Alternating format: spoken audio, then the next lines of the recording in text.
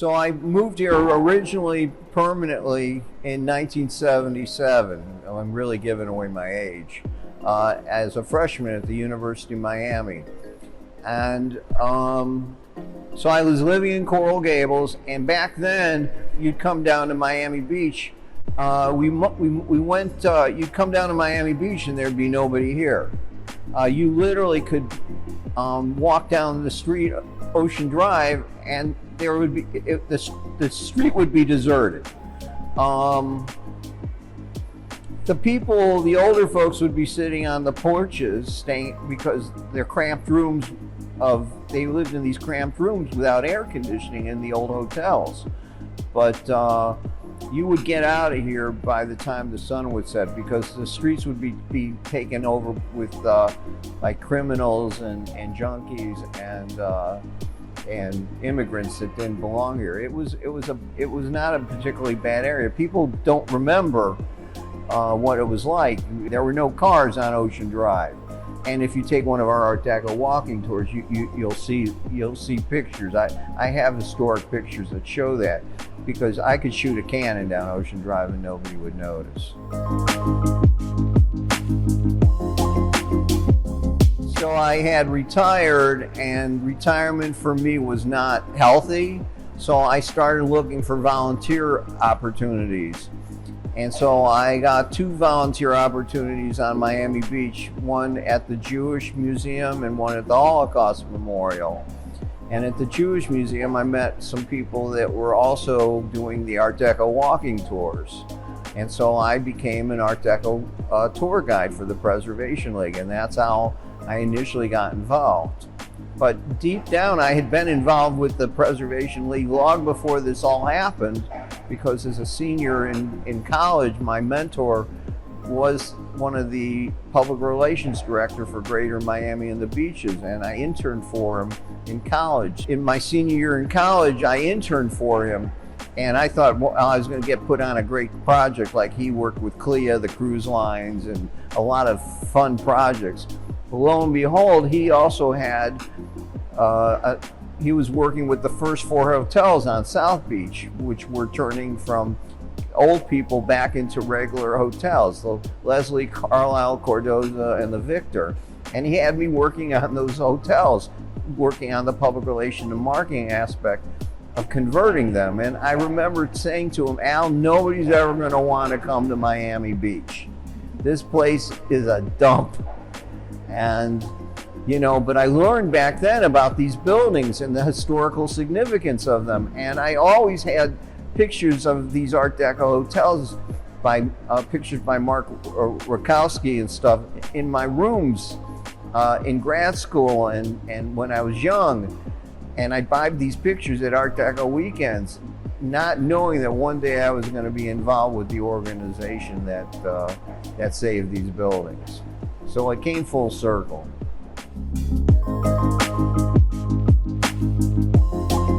So the Miami Design Preservation League was founded in 1976, and the woman who founded it saved all these buildings. She started by cataloging all these buildings, and this historic area was the first area of 20th century buildings that put on the national list of historic buildings in the country. Just alone between 5th and 23rd Street, the ocean and the bay, we have over 850 buildings under historic preservation. There are 11 historic districts, and the Preservation League is just that. It sits on the board, and we sit and we work to preserve, protect, and promote the historic preservations of buildings in Miami and Miami Beach.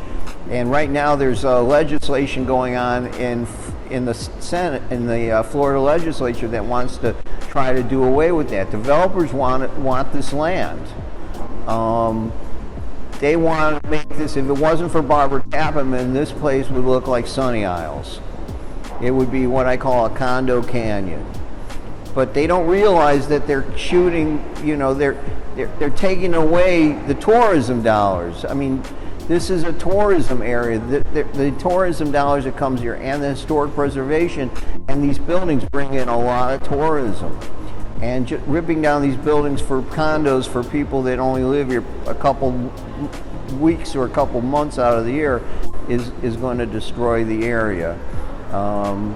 Preservation is very, very important to the area. So we do walking tours. Our walking tours are 10:30 every morning, except for major holidays. They're $35 for adults, $30 for children. I am ranked as one of the top 2% of things to do actually in the world. We just got again the 2023 TripAdvisor Choice Award for being one of the top attractions in the world. We have a museum. It's only $7. It's free for Miami-Dade citizens. So you can come and learn about this. We have a wonderful welcome center that helps people from the area and from out of town understand what goes on in the Miami and the beaches and the Keys and Broward County when they come to visit. And we have a beautiful gift shop with unique items that are available. And we run Art Deco Weekend. We do lecture series. We do concert series for the public. You know, we're involved in a lot of things. People walk past this building, and I can't tell you how many times I get people coming in here every day, and they say to me, I've walked by this building my entire life, and I've never been in here. Or people that call me up, Mark, I have friends in town. They're staying with me for Thanksgiving. My relatives are here. They're driving me crazy. Will you take them on a walking tour? And I always tell them, not unless you come. And then they're always fascinated, they're thrilled, and they're like, oh, I learned so much on your walking tour. And I have people that come here every year from out of town and take the walking tour every year because my guides are all volunteers and they're passionate. And each guide gives a different tour. So they'll take a tour and people learn something new every time they take the tour, because it's not a canned tour. So, you know, there's a lot to do. And Art Deco Weekend's the longest running festival of its kind in Miami-Dade County.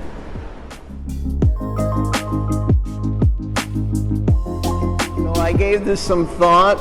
So I used to play golf, and I used to hang out with the owner of a famous hotel that's on Ocean Drive. They don't own it anymore. I'm not going to say the name of it, but back in the late 80s and early 90s when they bought the building, it was dead down here during the day. And and my friend hired people. He hired some British guys to sit at the bar by the pool to drink beer, because he wanted it to look like people were here on South Beach,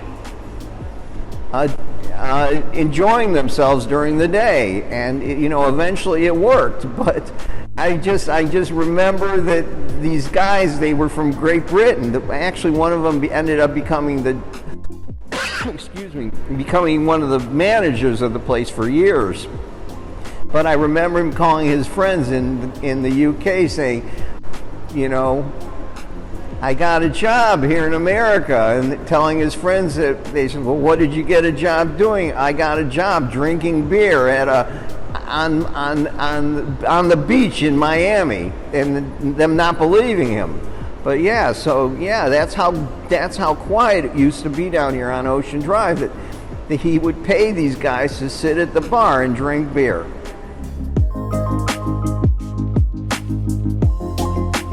So no trip to Miami Beach is complete without a visit to Joe's Stone Crab.